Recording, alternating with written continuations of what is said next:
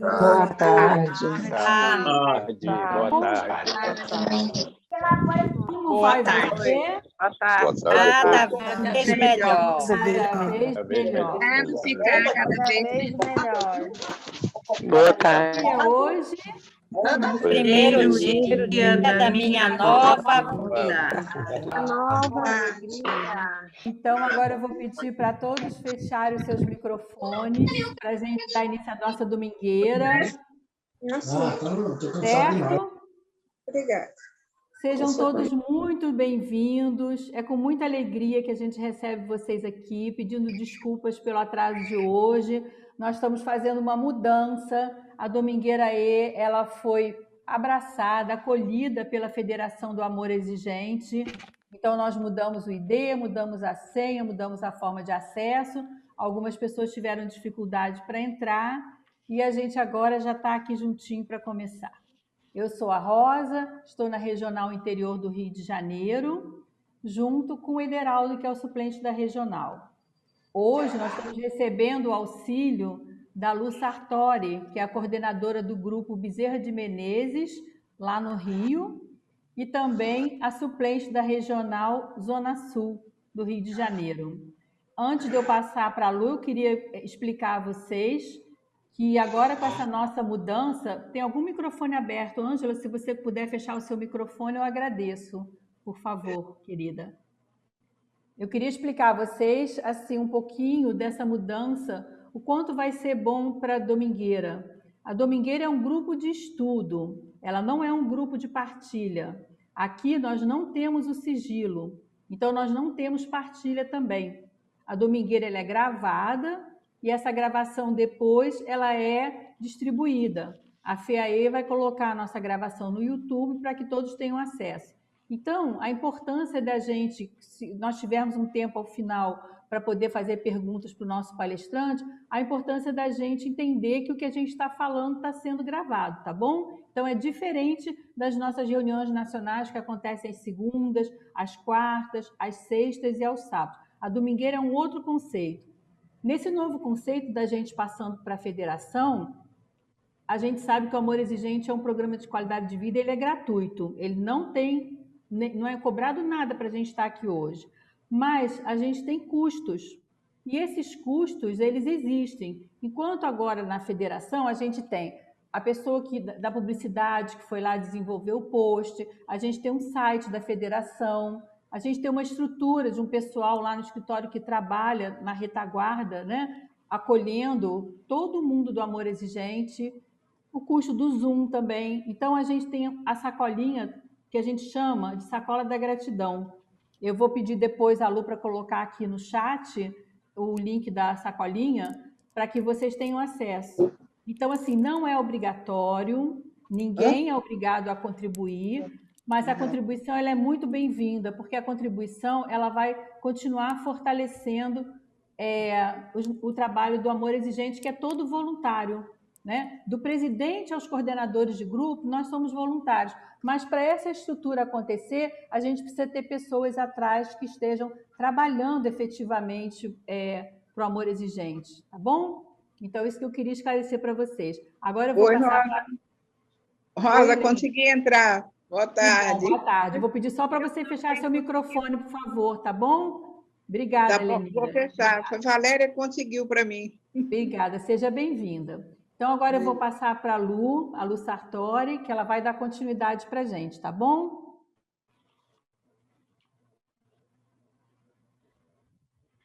Sejam todos muito bem-vindos, conscientes de que estar no Amor Exigente é colocar-nos a serviço da sociedade e participarmos de uma transformação nela através de um programa de auto e mútua ajuda, mudando comportamentos e aumentando a nossa qualidade de vida. A Coordenação Regional do Interior do Rio de Janeiro traz hoje para a nossa domingueira o psicoterapeuta Pavel Modernel, Mas antes, vamos para a nossa espiritualidade, que será feita pelo nosso querido Fernando Calduro, presidente da Federação de Amor Exigente, a FEAE.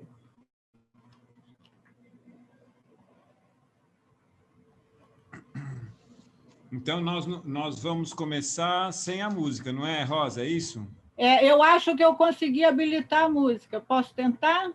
Então, tenta aí. Senão, a gente faz sem a música mesmo. Vamos lá.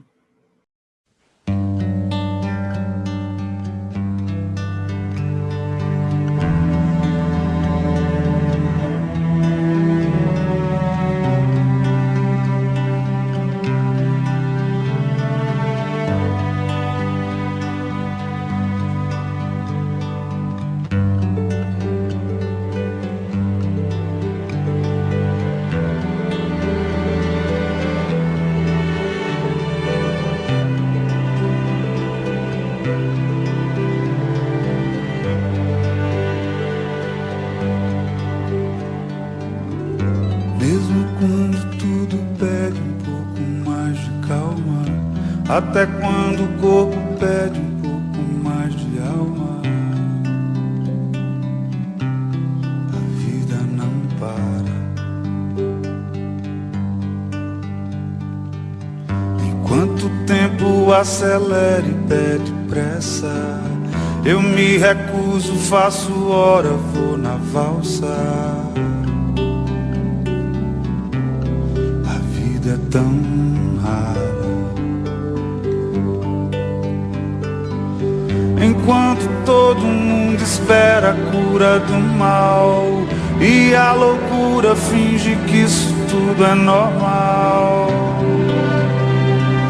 finjo ter paciência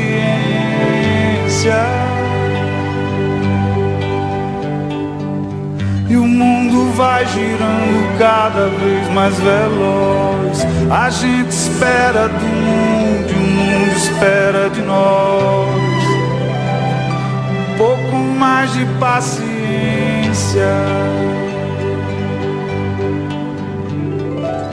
Será que é tempo que lhe falta pra perceber? Será que temos esse tempo pra perder?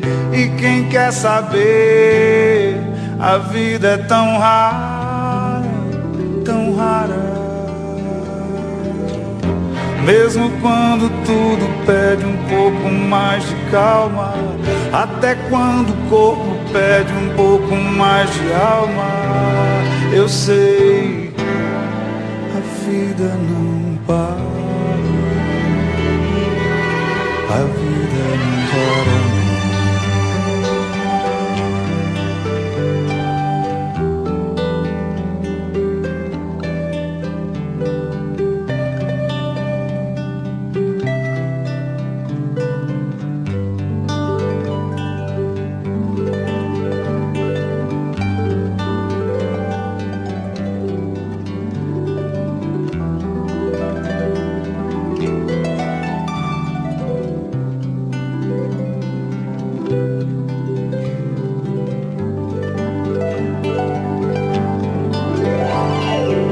Será que é tempo que lhe falta pra perceber? Será que temos esse tempo pra perder?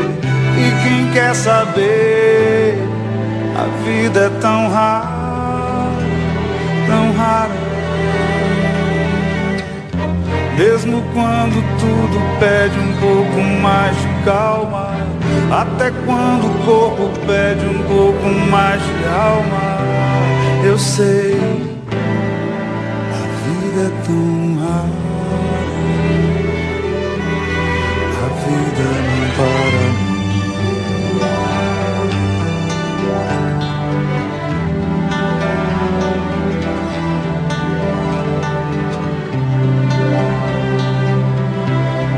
A vida é tão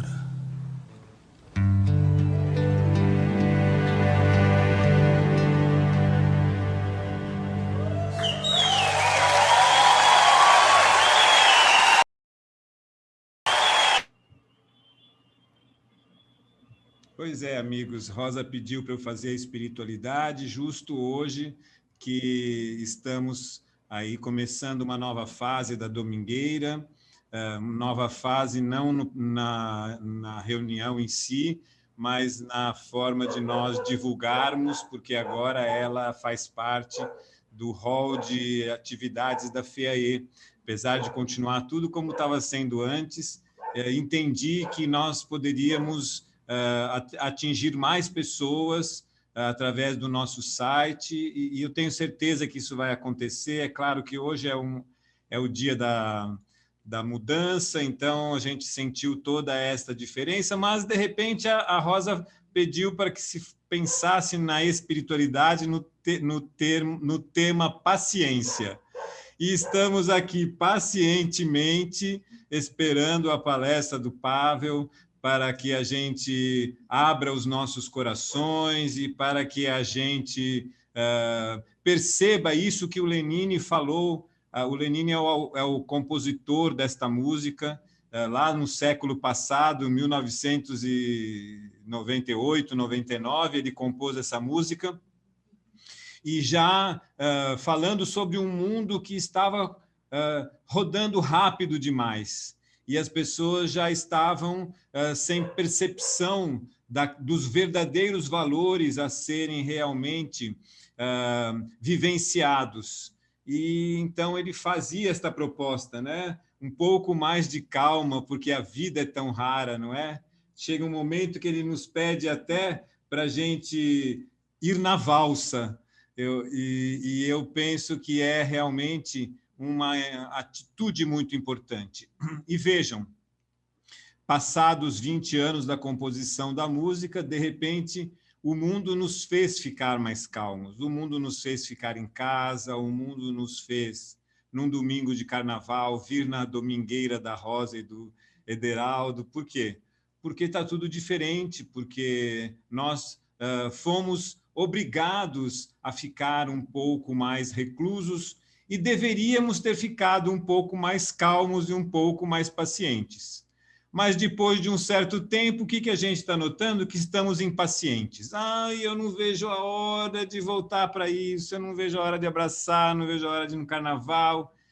Ou seja, o problema não é como são as coisas do mundo, o problema é o nosso coração, o problema é a nossa mente.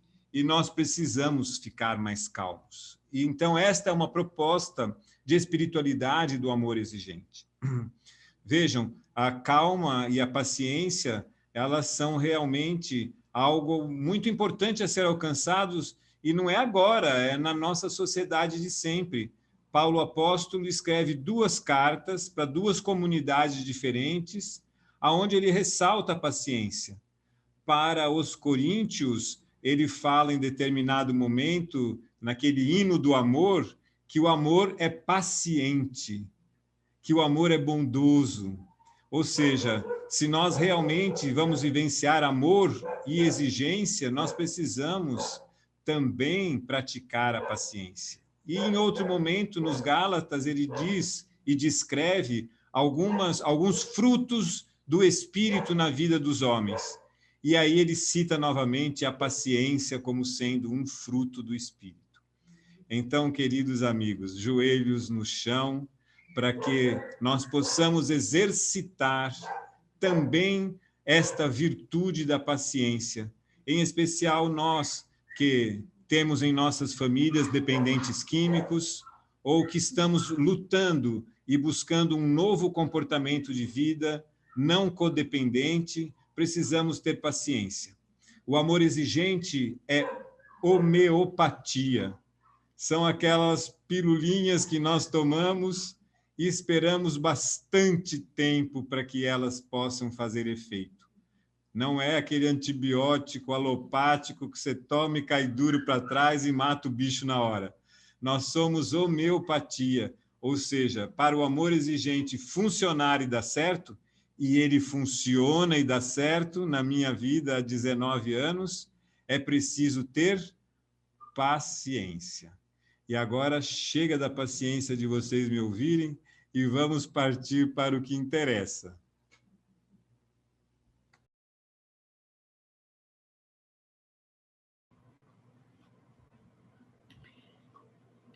muito bem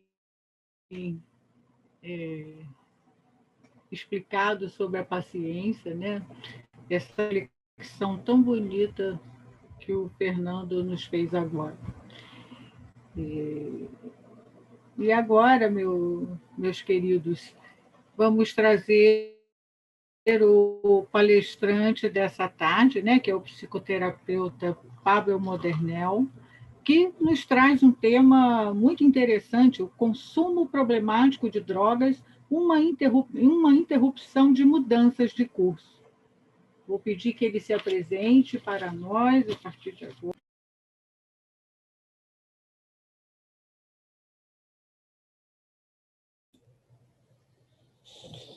Boa tarde a todos. Eu sou Pavel. Estou muito grato de estar aqui convosco hoje para partilhar este momento. Recebi o convite da parte da Rosa e fiquei muito grato com ele. Eu sou psicoterapeuta. Eu iniciei a minha caminhada no âmbito da recuperação, da saúde. Na área da enfermagem, eu formei-me inicialmente como enfermeiro em Montevideo, eu sou natural do Uruguai, e exerci a profissão durante alguns anos. Passado algum tempo, eu emigrei para Portugal. Eu resido atualmente na cidade de Braga, em Portugal. Aqui me formei na área da psicologia, sou licenciado em psicologia. Andei viajando um bocado por aqui e acolá. Me formei em psicoterapia pós-racionalista no Chile, em psicoterapia autógena aqui em Madrid, aqui ao lado. Tenho formação também em comunicação colaborativa, também em Santiago do Chile. E hoje exerço a minha profissão como psicoterapeuta em contexto particular. Quando a Rosa me fez a proposta para esta atividade, eu quis trazer um tema que pudesse aportar desde um ângulo um tanto diferenciado em termos de perspectiva. Não é que vocês não saibam ou não tenham conhecimento daquilo que eu posso vir a trazer para partilhar, mas enriquecer um pouco mais desde outra linguagem, desde outro lugar, desde outra experiência, falar desde o meu conhecimento, não apenas teórico, quanto também prático,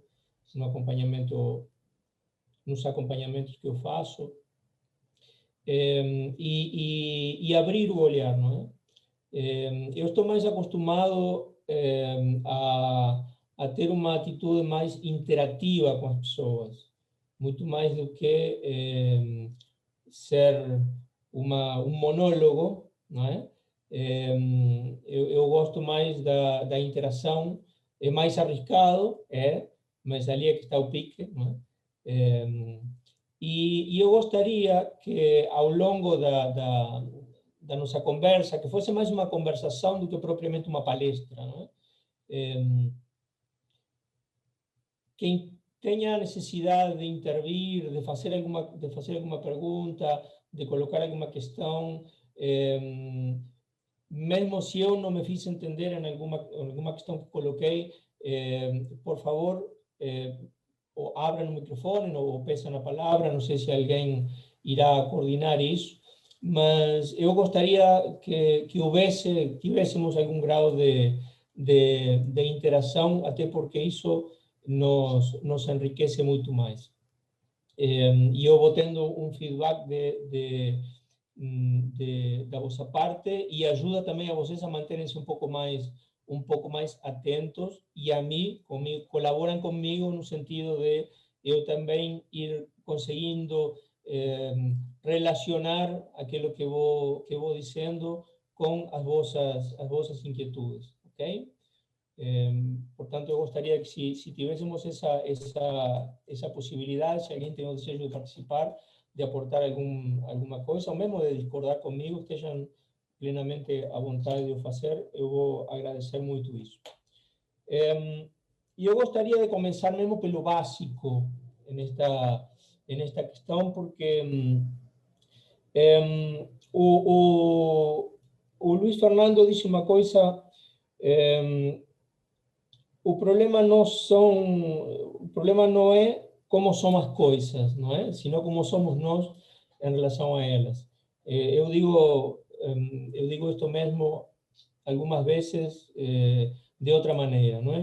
A realidade não é aquilo que é, a realidade é aquilo que eu sou. Não é?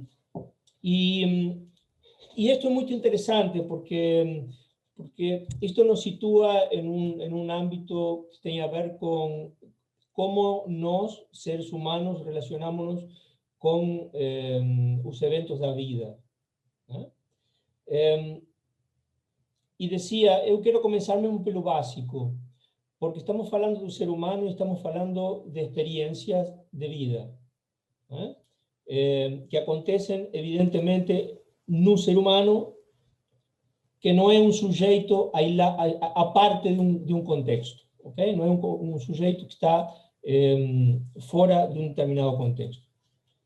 E quando digo começarmos pelo básico, o que eu quero dizer é, somos primates, somos descendentes do Homo sapiens sapiens, né? E, portanto, somos primates. Somos primates que temos uma característica muito especial, que somos bípedos, né? Paramos-nos sobre as nossas duas pernas. E o que isto quer dizer? O fato de sermos bípedos faz com que estabeleçamos relações frontais, com que tenhamos uma sexualidade frontal. Tranquilos, o que eu quero dizer isto com isto da sexualidade frontal? O que quero dizer é, em termos de afetividade, a leitura que nós fazemos do outro é em termos de frontalidade. Eu reconheço o outro, o seu sentir, principalmente através da leitura que eu faço, né, inicialmente dos seus gestos. Agora, também é verdade que, enquanto seres humanos, temos uma capacidade a mais do que, não é só uma, são várias, mas temos uma particularmente a mais que nos diferencia dos outros mamíferos. E é o facto de termos uso da razão. Há um desenvolvimento maior em termos frontais, no nosso cérebro, que nos permite compreender, fazer uma leitura da realidade da vida que não é acessível aos outros mamíferos. No entanto, este pequeno detalhe, nós continuamos sendo animais emocionais. Tudo quanto fazemos, pensamos, todas as nossas atividades são regidas pelos nossos desejos, pelas nossas fantasias, por uma gama de sentires que vão aparecendo, momento a momento, conforme cada situação, conforme as pessoas que temos em frente. E esta questão da emocionalidade, que também como seres humanos conseguimos elaborar em conjunto com a nossa capacidade de raciocinar. A razão, basicamente, ela está ao serviço das emoções, até porque ela justifica aquilo que nós sentimos, ou seja, por isso que digo, continuamos sendo animais emocionais, não é? Porque, em definitiva, justificamos a través da razão aquilo que vamos sentindo em termos de gamas emocionais. Quando falamos disto, estamos falando também de afetividade. Foi uma coisa que eu toquei logo no início. Quando falamos de afetividade, do que estamos a falar é de uma maneira particular de relacionarmos-nos, que é recíproca. ¿Okay? Es recíproca. Esta cuestión de reciprocidad dase a través de un vínculo. Un vínculo que se establece logo cedo na nossa vida. Um vínculo que, aliás, eles sustenta-nos em termos de existência, ele torna possível a nossa existência. No entanto, quando eu falo de vínculo, não estou falando do outro. Não estou falando, por exemplo, da criança, do pai ou da mãe, enquanto vínculo. O vínculo é um espaço intermédio, ok? Não é o pai, não é a mãe, é um espaço intermédio, onde se manifesta essa afetividade. Nós sabemos hoje que a criança, ela precisa o estabelecimento deste vínculo. E não só a criança precisa de estabelecimento seguro em termos de vínculo, sino que ao longo da nossa vida, inclusive nós, adultos, continuamos precisando de segurança em termos de vínculos e em termos de afetividade. Um vínculo seguro, bem estabelecido, abre possibilidades a um bom desenvolvimento. Um vínculo que gere estresse vai, estou a falar ainda da criança, vai criar, em termos de desenvolvimento,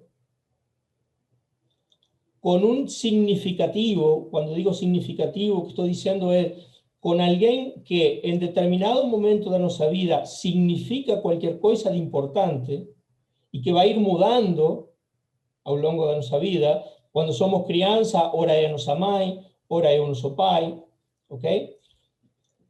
Mas quando estabelecemos esse vínculo com esse significativo, seja um ou seja o outro, e aquilo que obtemos é um vínculo de segurança, ele vai acalmar-nos.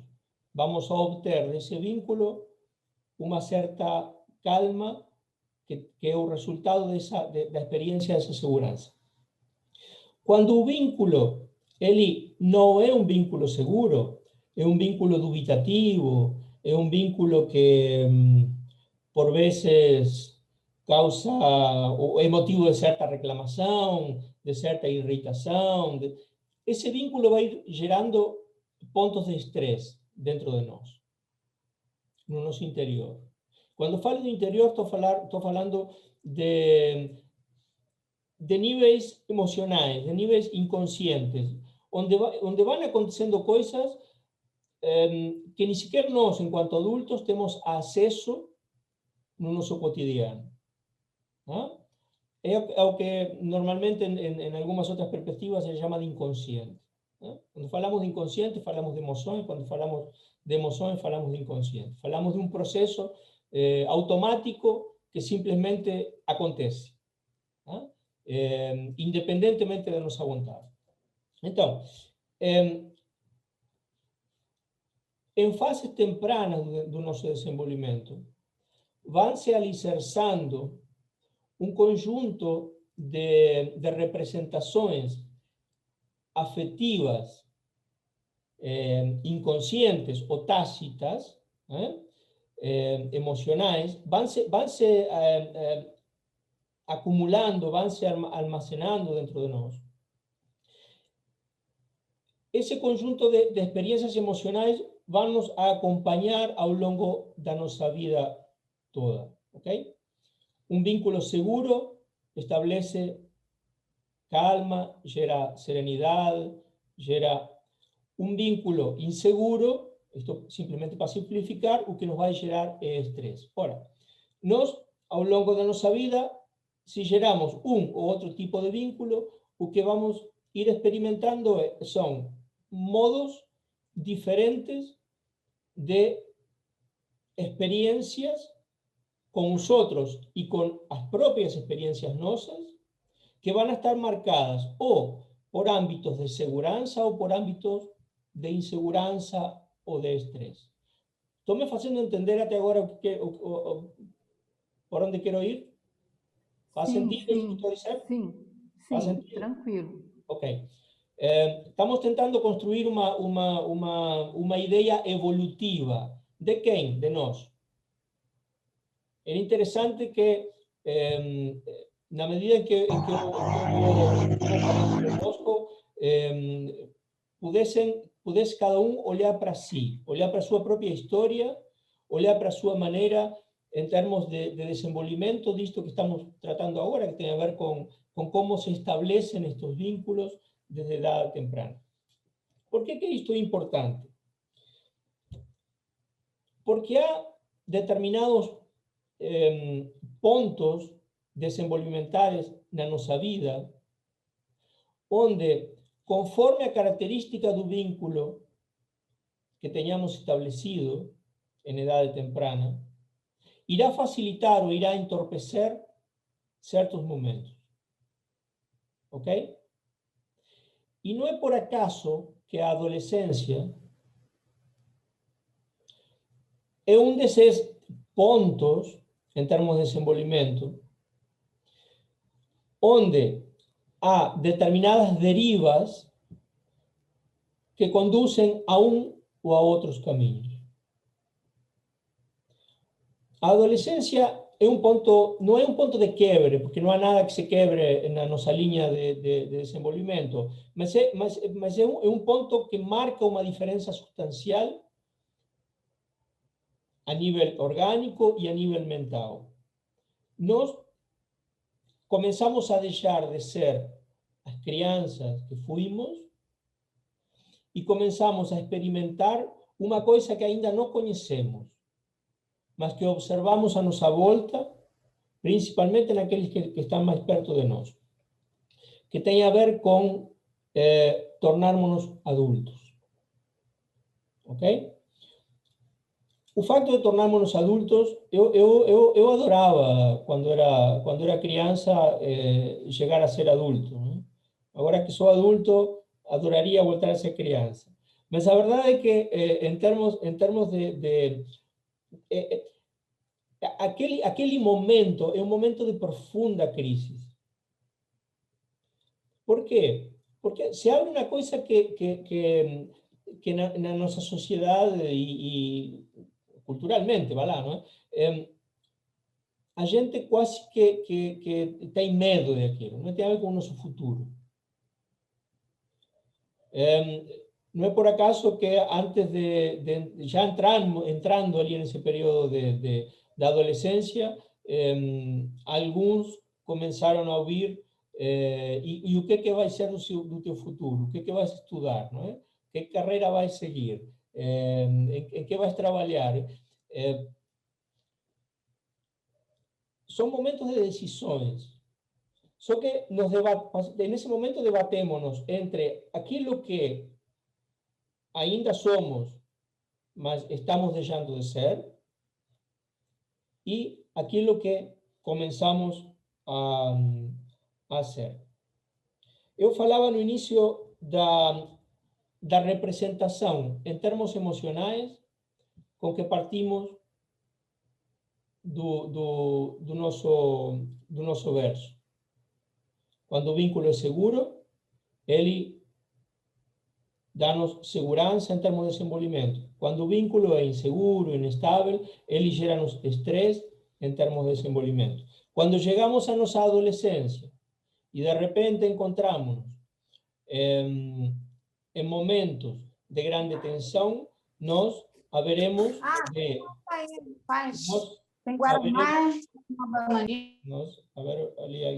Nós haveremos de lidar com esses processos de mudança desde uma certa calma ou desde um certo estresse. Ok? A onde quero chegar com isto?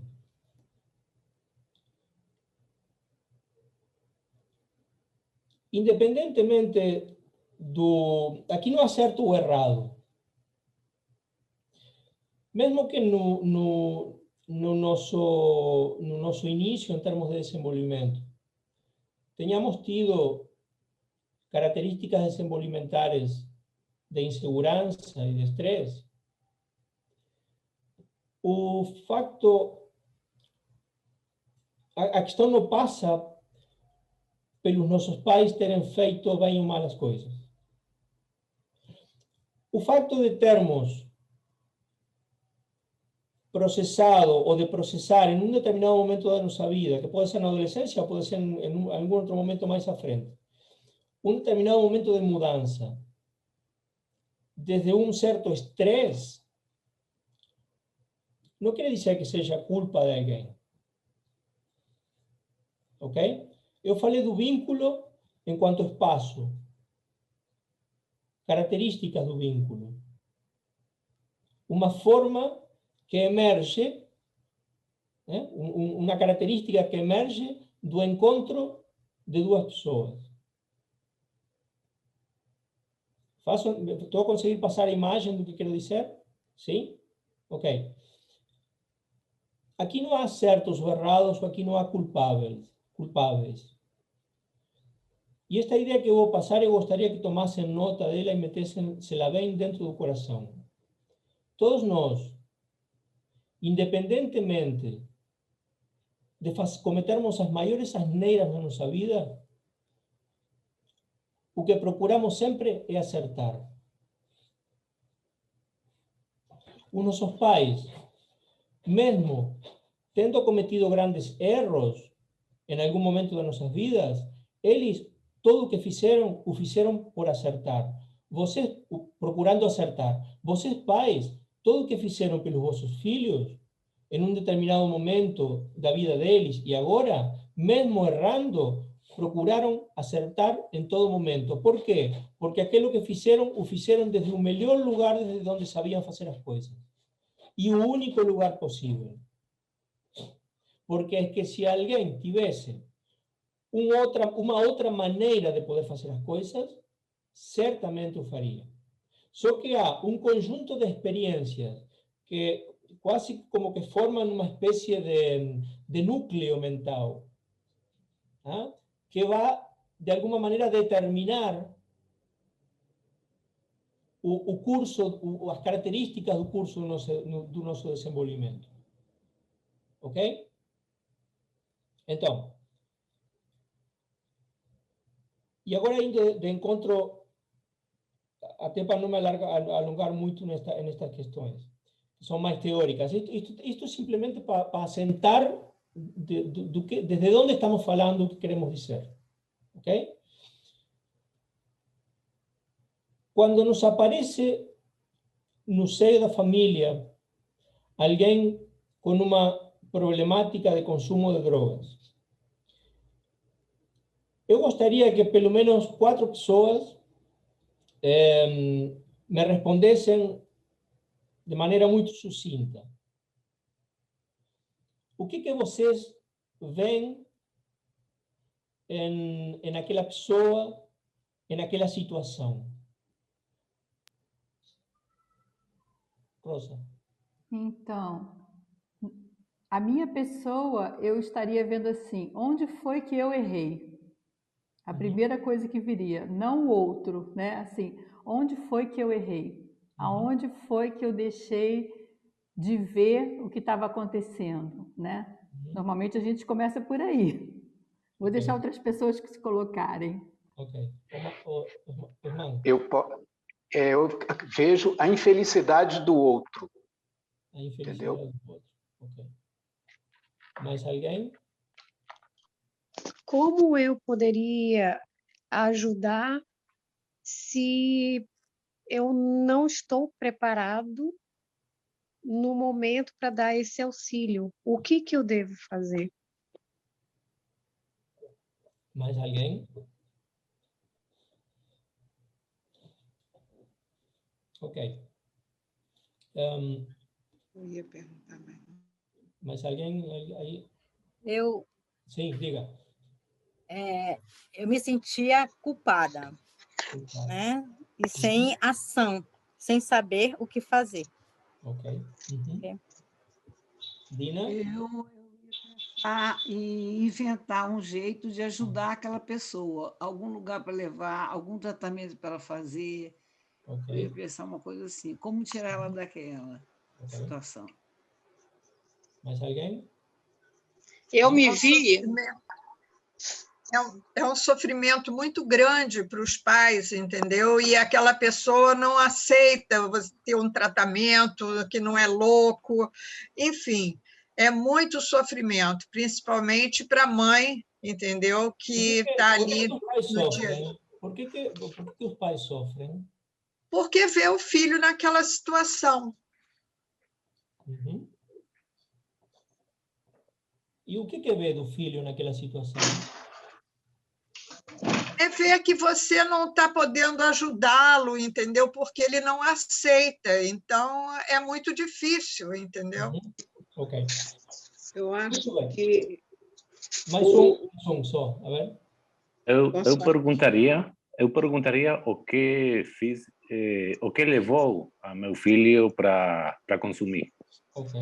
Só mais um, por favor. Eu sinto muita tristeza de ver isso.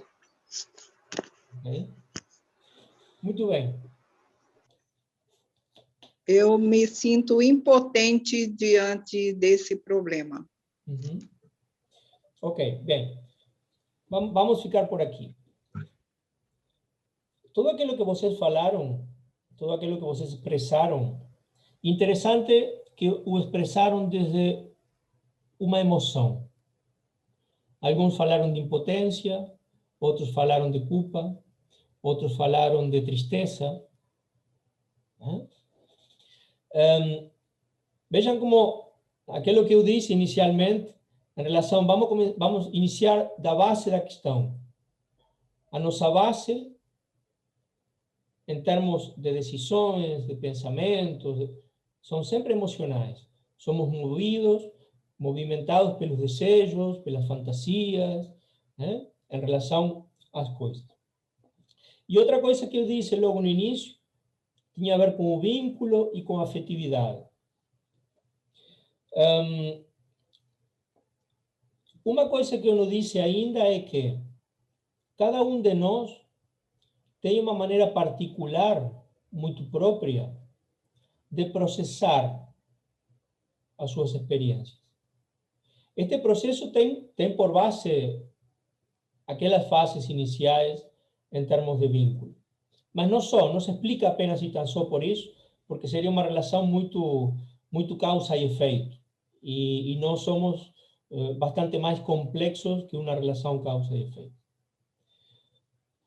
A verdade é que a questão do vínculo, da afetividade, de eu, sujeito, processar as minhas experiências em termos de relação para com o outro de uma maneira muito particular, muito pessoal, e o outro fazer o mesmo processo da mesma maneira, encontra novamente uma explicação através da relação. E aqui entra a questão da intersubjetividade. A intersubjetividade é também um espaço de encontro entre dois sujeitos, onde o que acontece é qualquer coisa do gênero como que o que eu represento, eu faço uma meta-representação daquilo que o outro pensa, aquilo que eu penso que o outro pensa de mim. É sempre difícil isto porque é para frente e para trás. Aquilo que eu penso que o outro pensa de mim. Ok? Vocês falavam agora de tristeza, falavam de culpabilidade. Como será que o outro vê comportamentos que se desprendem desses sentimentos, dessas emoções, quando se encontra num ponto de precisar de ajuda? E vejam que interessante, porque isto nos coloca a nós como principais objetos de intervenção, ou melhor, sujeitos de intervenção. no sobre o outro, sobre nós. Porque aquilo que eu vou conseguir passar em termos de segurança, em termos de decisão, em termos de imagem, em termos daquilo que o outro vai pensar que eu penso dele, se é preciso existir alguma mudança, é preciso ela exista em mim. Só a partir de ali consigo fazer alguma diferença na vida do outro. Entretanto, a mudança não acontece em mim, eu fico sem possibilidades de poder intervir, por mínimo que seja, na experiência do outro. Até porque o outro, neste caso estamos falando do dependente químico, e aqui eu quero falar do consumo problemático de drogas, não como uma doença, e sim como um sintoma. O que quero dizer com isto? Que o problema não é o consumo é a ponta que emerge de uma problemática que se esconde por baixo dele. Quem se encontra em consumo de drogas, geralmente se encontra em um terrível sofrimento. Não só pelo consumo em si, pela abstinência ou a compulsão, a obsessão que desenvolve a própria necessidade do consumo. Porque alguma coisa aconteceu em algum momento no desenvolvimento daquele indivíduo que ele não conseguiu processar alguma mudança que estava em curso, daí a questão do nosso título, não conseguiu processar de maneira efetiva alguma mudança que estava em curso, que geralmente acontecem na adolescência, não é por acaso que são os adolescentes, ou na adolescência, onde se inicia o consumo de droga. Não é por acaso. E não é pelos amiguinhos. Não são os amiguinhos que põem o jarrinho na boca do menino. O menino, por algum motivo, ou a menina, teve alguma necessidade que não foi atendida, não soube atender, e que encontrou, através do consumo, uma válvula de escape. Um alívio, aquilo que podemos definir como uma tensão interna. Uma profunda tensão interna que o sujeito, em termos de desenvolvimento, que o sujeito não consegue integrar. É uma discrepância. Surge uma discrepância em termos internos e o sujeito não sabe o que fazer com aquilo. E aquilo gera-lhe medo, gera-lhe insegurança, dá-lhe raiva, provoca-lhe tristeza, causa-lhe ansiedade, abre-lhe as portas da angústia. Há qualquer coisa que acontece em um determinado momento onde o sujeito não consegue lidar com essa situação e, claro, há um contexto cultural que favorece um alívio dessa tensão interna através do consumo de drogas. Poderíamos tirar aqui o consumo de drogas e por qualquer outra coisa. Qualquer outra coisa. Por quê? Porque estamos olhando para isto como um síntoma de uma outra questão que está acontecendo no sujeito, que não está conseguindo resolver. E que provoca-lhe uma angústia muito grande. E aqui, uma pergunta que eu sempre me faço, quando me encontro com alguém em contexto de consulta, ou alguém que vem conversar comigo, Uma pergunta que eu me faço e que procuro que o outro chegue à sua resposta.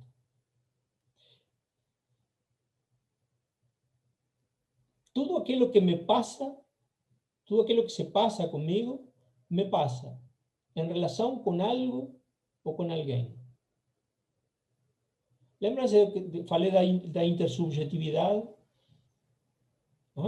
Tem a ver com isto. Tudo aquilo que se passa, me passa com algo ou com alguém. Com algum evento da vida, com a minha profissão, com os meus estudos, ou me passa com Rosa, ou me passa com alguém. Geralmente alguém significativo. Alguém que é de importância, que tem importância na minha vida. E que é capaz, esse algo ou esse alguém, porque eu lhe atribuo essa possibilidade e porque, como sou um sujeito de relação e não me consigo regular por mim próprio, ninguém se consegue regular por si próprio. Este algo ou este alguém me regula ou me desregula. ¿Faz sentido? Este algo ou este alguém me regula ou me desregula. Eu estou satisfeito ou insatisfeito, ou profundamente insatisfeito. Só que isto quando se passa, eu não tenho um acesso direto a isto. Eu não consigo dar-me conta por mim próprio. Claro, quando a gente adquire certa maturidade e adquire algum conhecimento, por diferentes vias chega lá. Porque, por exemplo, a um lugar onde vocês chegaram, que não foi porque eu chegasse antes, não, muitos de vocês não me estão conhecendo agora, a um lugar onde muitos de vocês já chegaram, quem tenho que mudar sou eu. Porque só assim eu consigo inferir alguma mudança na vida do outro. Mesmo que isto de inferir algum grau de mudança na vida do outro não seja tão assim, não seja tão linear. Porque é que o outro precisa de encontrar-se também com o desejo de querer sair do lugar onde se encontra. Quem se dá conta corre com vantagem. Corre com a vantagem. Então, mas já que você disse que pode interromper, Sim. o que eu vejo muito assim, Pablo, é que as pessoas, elas acham assim, que o outro tem que querer mudar, tem que pedir ajuda. E a gente, no Amor Exigente, aprende exatamente o que você falou, que se eu mudar, eu vou atingir o outro de alguma forma, né? De repente, eu vou tirar privilégios, eu vou, de repente, não ser aquela pessoa mais que fico ali facilitando, não vou mais me deixar ser manipulada, então eu acabo atingindo o outro. Mas, assim, o que eu vejo muito nisso é que as pessoas, elas ficam esperando que o outro peça ajuda, só que o outro está no momento que aquilo tudo que ele está fazendo não é a pessoa que né? É o que ele está fazendo uso ali. Então, isso daí, para a gente, começa a ficar claro no momento em que a gente precisa mudar. E foi isso que aconteceu comigo. Eu tive que, com 50 e tantos anos, mais de meio século, dizer, mas eu tenho um desafio na minha vida e eu é que tenho que mudar, se o desafio é que está fazendo alguma coisa, e a gente se desconstruir, sendo o tempo inteiro daquele jeito, dói, né? Dói. Se desconstruir. Aqui a pergunta é, o que eu quero conservar e o que eu quero mudar? Até porque toda mudança acontece a partir de alguma coisa que se conserva. Nenhuma mudança é assim tão radicalmente... Toda mudança acontece a partir de alguma coisa que se conserva. Pavel. Vocês quando estudam, desculpa lá, vocês quando estudam as raízes culturais, tratam dessa questão. Aspectos que precisam ser conservados em termos de heranças culturais. Sim, dona... Dona mesmo.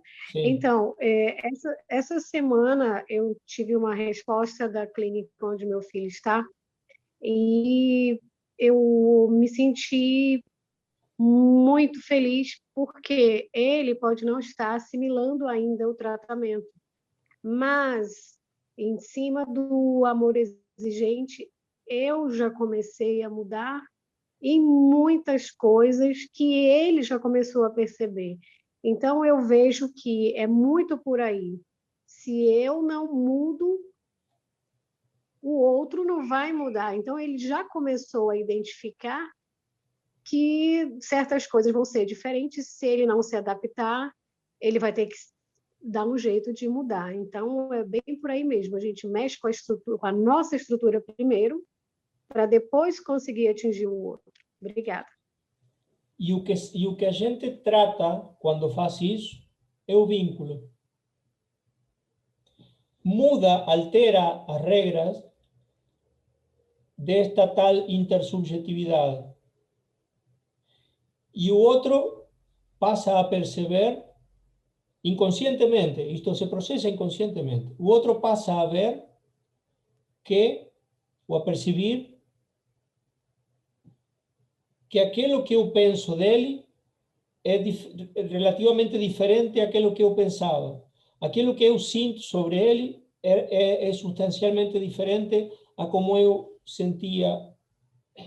Percebem? E isto, de alguma maneira, obriga, entre aspas, né, a que o próprio sujeito se revise. Por quê? Porque as regras de jogo mudam. O que alguma vez foi útil deixa de serlo. As estratégias já não podem ser as mesmas. Ele não pode jogar o mesmo jogo, né? E ali abre-se a tal brecha que facilita a mudança. Isto não impede que quando em uma família não existem mudanças, o sujeito não possa mudar.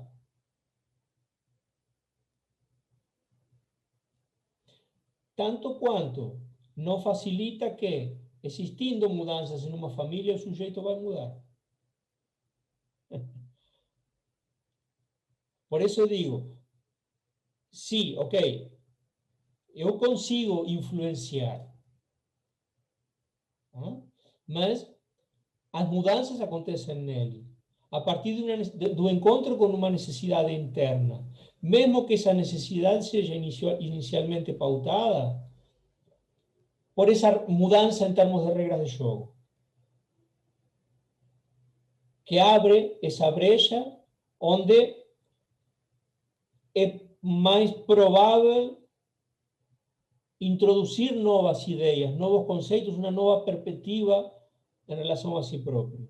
E o sujeito se questionar. Professor, só uma pergunta. Isso não seria autorregulação?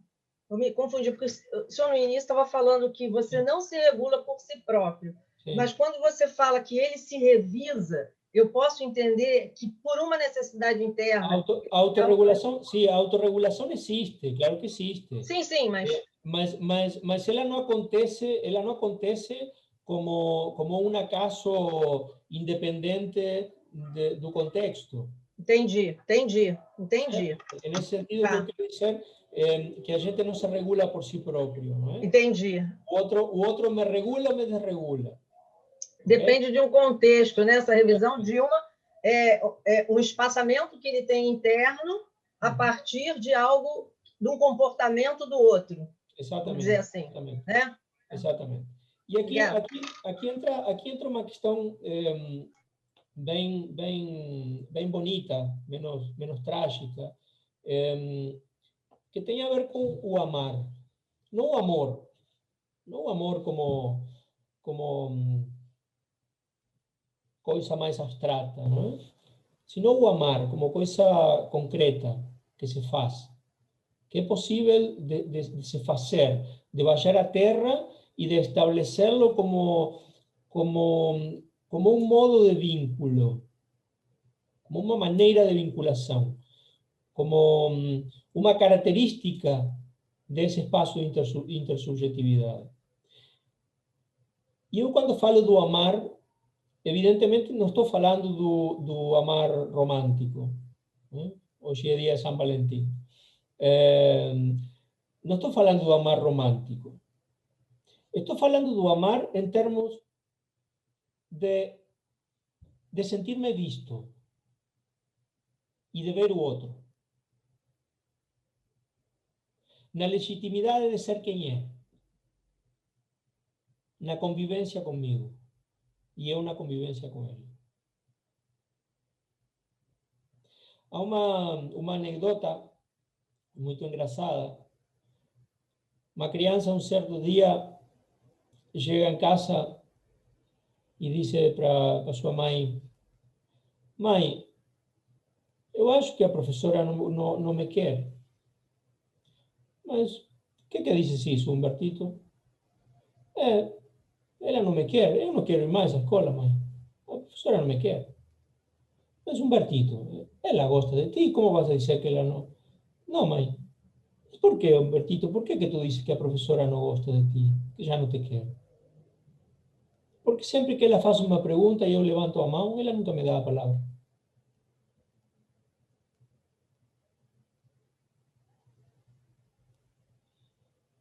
Isso é o desamar. Humbertito não se sentia visto. Humbertito não se sentia atendido.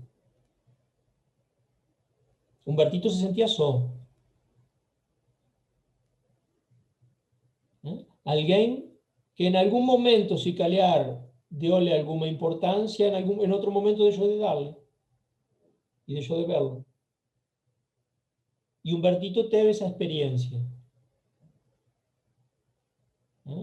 Bem, todo o contrário, olhar para Humbertito quando levanta a mão e dar-lhe a palavra, isso é amar. Quando digo na legitimidade de ser quem é, o que estou a querer dizer, no exemplo do Humbertito, é ouvir o que Humbertito tem para dizer.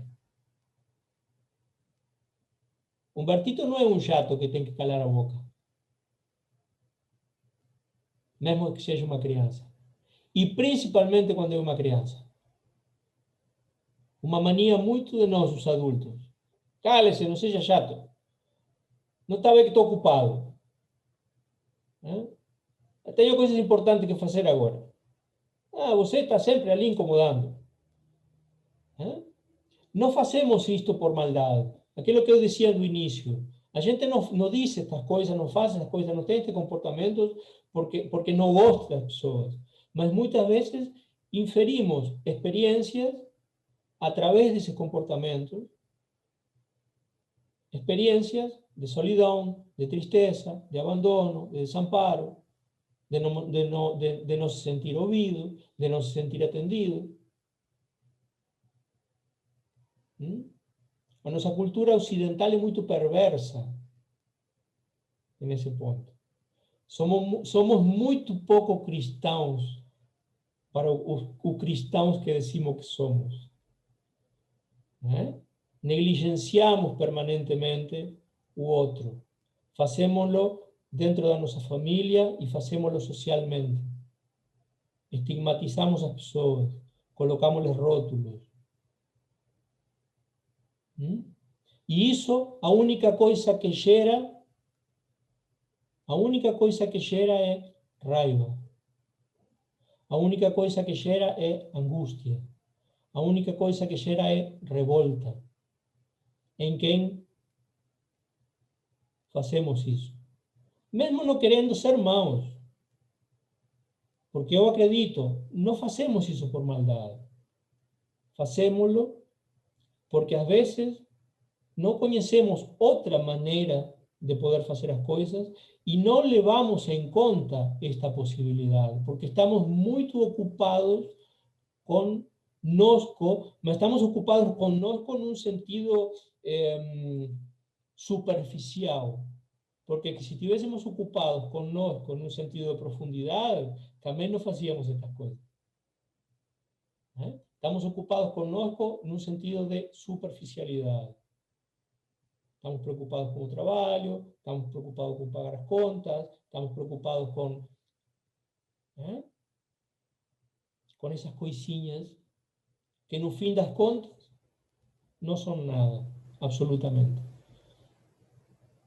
Para nós, que podemos ter uma vida mais ou menos resolvida, se calhar isso não seja propriamente um problema.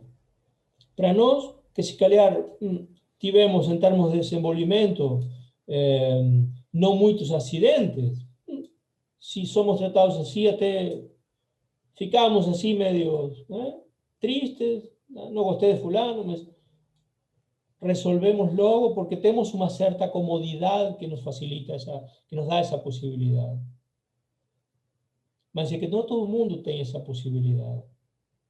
As mesmas que nós temos de poder lidar de uma maneira mais solta com esses níveis de conflitividade, com esses níveis de estresse. Por vezes, acumulam-se estados, por vezes, a raiva torna-se uma constante e ela transforma-se em uma atitude, em termos relacionais, que explode em direção a algo ou a alguém. Claro, o primeiro magoado não somos nós, é quem está a padecer essa tensão dentro de si. Faz sentido isto? Pavel. Sim?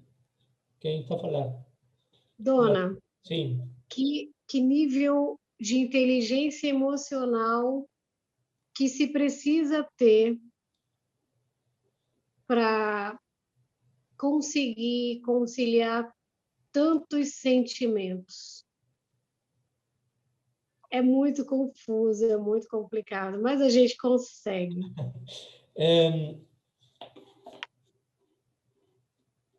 Eu particularmente, eu falava do amar. O amar tem...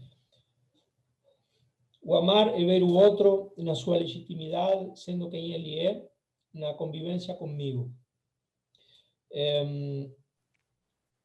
Isto implica respeito. E o respeito é sempre bidirecional. É para com ele, mas também é para comigo. Não é? Uma das coisas que às vezes a gente precisa interiorizar, vou um pouco de encontro àquilo que Luiz Fernando partilhava da espiritualidade, é paciência.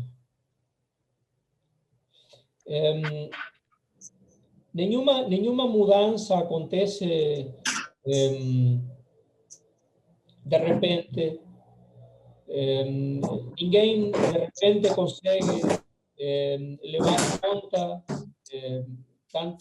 tanta complexidade em termos de relação. O que eu acho que aquilo com que a gente deve contar é com o facto de estarmos abertos à possibilidade de estar tentando que a mudança aconteça. Simplesmente isso abre a porta para ela começar a acontecer. E isso é um princípio de respeito em relação a nós, em relação aos nossos próprios tempos. Se alguém consegue perceber ou consegue pôr em prática coisas que se calhar ainda não estão no meu alcance hoje, isso não deve ser um motivo para mim de autopunição, de gerar novas culpabilidades. Porque que se eu, quando não tinha consciência de certas coisas, fazia o melhor que sabia fazer, desde o único lugar que sabia fazê-lo, agora que tenho consciência de algumas coisas, essa condição vai ser melhorada.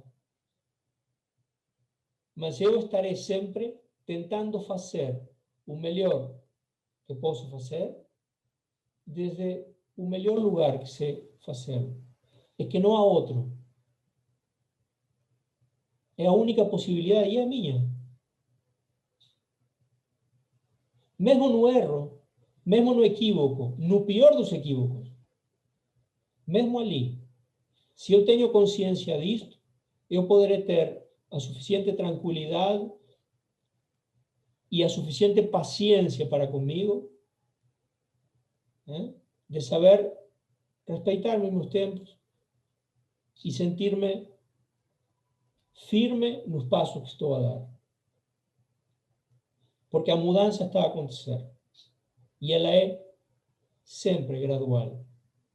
Nunca acontece. Eu não acredito em mudanças repentinas.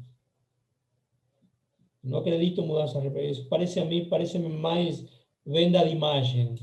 Né?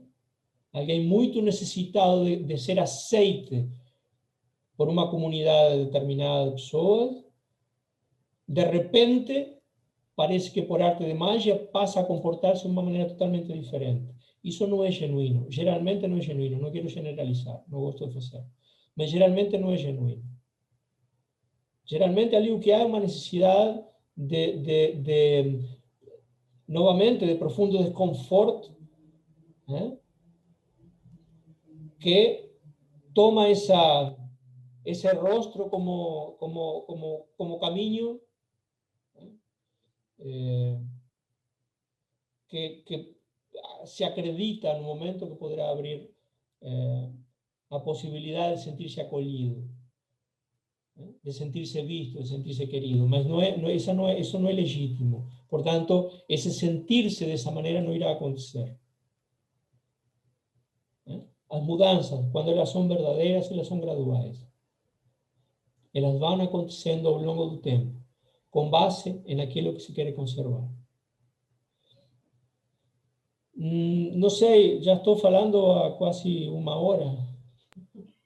Sim, é porque está tão bom que a gente fica assim de parar, mas eu até mandei uma mensagem para você no particular e botei, estamos gostando muito, mas o nosso tempo está acabando. Ok. Uma pena. Não, a gente nem sente o tempo passar, não é?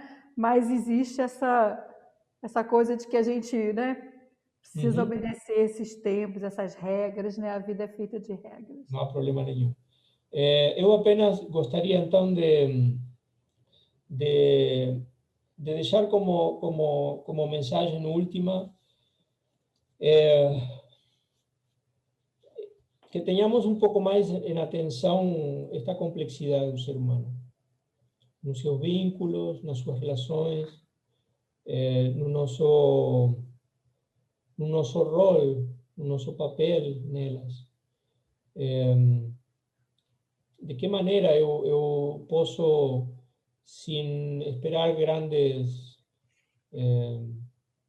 mudanças, inferir, nem que seja um pouquinho na vida do outro, a partir da minha própria mudança, reconhecendo que quem precisa de que isso aconteça sou principalmente eu. Só assim poderei ajudar a quem está atravessando esse momento de gran tensão interna que encontrou de maneira equivocada, mas que lhe resulta, porque senão não continuava consumindo, não é? Resulta, o alívio chega, a droga possibilita esse alívio interno. Ela é mágica nesse sentido, né? Claro, depois quando se instala a dependência propriamente, com todas as suas características, a problemática torna-se ainda mais difícil de ser, que o que tinha que ser resolvido não foi resolvido, e ainda tenho o acréscimo, não é? De estar lidando com uma dependência muito forte em relação a um químico qualquer. Mas abrir a perspectiva em termos de olhar para este tipo de problemáticas nos enriquece em termos pessoais, nos ajuda a profundizar a nossa própria mudança e, como decía a dona, sí, déjanos en un lugar menos confortable, porque de repente nos deparamos con la complejidad, ¿no? do ser humano. E então, perante este universo de sentires, como fazemos? E agora este homem me complicou a coisa. Né? E ainda bem, porque são essas situações onde a complexidade se acrescenta que nos sentimos forçados a ir um pouco mais além.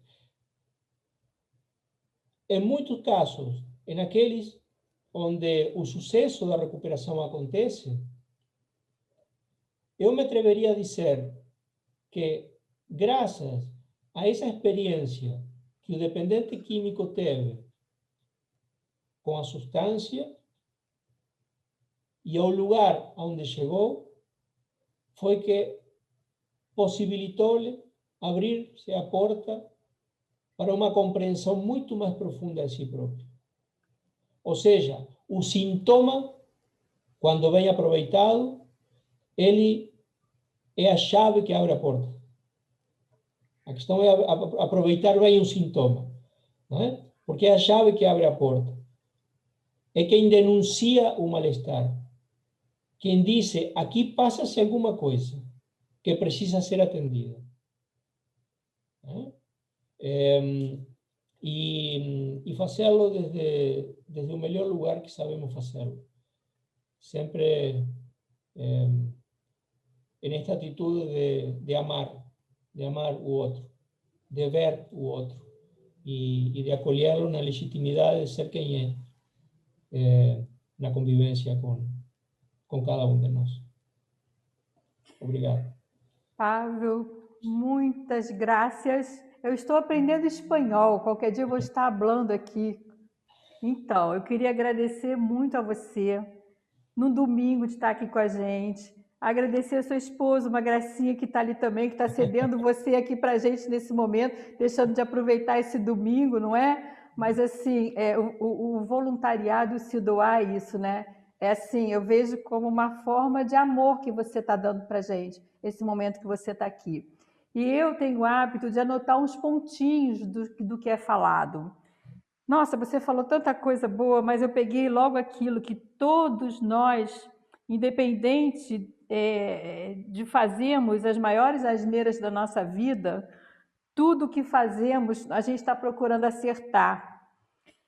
Isso aí foi o melhor do que a gente tinha, era o lugar possível. Nossa, eu me vi aí exatamente. Quando eu falei para você, assim, no sentimento da questão da culpa, o amor exigente traz esse princípio da culpa, né? Que a gente joga essa mochila pesada fora e traz uma responsabilidade. Até que ponto eu tenho responsabilidade dentro dessa situação? O tempo inteiro você colocando para a gente que essa mudança precisa acontecer em mim, na gente. E a gente tem a tendência a achar que o outro é que tem que mudar, o outro é que tem que fazer isso, o outro é que tem que fazer aquilo. Tudo que se passa com algo ou com alguém, e a gente esquece, né? Eu acho que a gente, quando você trouxe assim do início, para a gente construir esse vínculo, né? Então, assim, o quanto esse vínculo está sendo bem construído. Quando você fala para a gente, me trouxe muito uma lembrança, assim, de que a questão do uso de alguma substância, a pessoa não quer ficar daquela forma. Muitas das vezes ela vai para uma experimentação, né? E a droga, a gente não pode dizer para o outro que a droga é uma coisa ruim, porque tira a pessoa desse contexto, desse mar de coisas que a vida traz para a gente mesmo de dificuldade. Mas, assim, que é um ponto de algum buraquinho que precisa ser trabalhado para ele ser fechado, né? Para ele ser costurado. Então, você falando que a mudança ela precisa acontecer dentro de uma necessidade interna. E amar é ver o outro na sua legitimidade, na convivência comigo. E isso implica um respeito bidirecional. Sabe, Pablo, assim, eu entendi que na minha vida eu precisava primeiro me respeitar. Eu tinha perdido o respeito por mim, porque eu ia atropelando, tentando fazer tudo que eu pudesse para atender todas as necessidades de todos. Depois, respeitar o outro dentro da possibilidade do outro, né? E tirar um pouco dessa cortina e enxergar aquilo que o outro tem de melhor. Então, eu penso que isso é o amor que hoje você trouxe aqui para a gente, né? Muita gratidão. A gente vai vendo o tempo passar, se a Luciana eu não converso aqui com ela, eu vou esquecendo do tempo, e hoje ficou uma experiência diferente. Peço desculpas a você por ter começado com certo atraso.